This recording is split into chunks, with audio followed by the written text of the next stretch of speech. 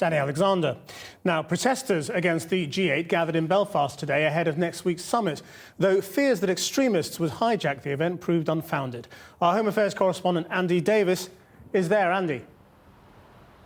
Krish, today the G8 protest movement came to Belfast, a rather wet Belfast.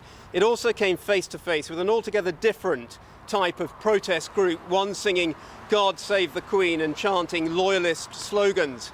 The police, no doubt, will be very relieved that it all seemed to pass off without major incident. No more than 2,000 turned up, but they brought a host of diverse and distinct agendas. Among them communists, socialists, environmentalists, public sector workers and Irish Republicans. The 6 counties of Ireland are still occupied in the north. Another world possible, the familiar collective message. The world isn't simply facing an economic crisis, it's facing a human rights crisis. But this was anti-G8 in a Northern Ireland context. The police Land Rovers in side streets ubiquitous. And soon enough, one demonstration met another. That of loyalists angry at changes last year to the flying of the Union flag at City Hall. We want our flag, the flag of our country, back up that pole. That's what we want. As they sang the sash, just a few dozen of them, more than 100 police officers moved in, a buffer zone established rapidly between one protest and another, and illustrative of just how wary the police are here about trouble flaring at events like this in the days to come.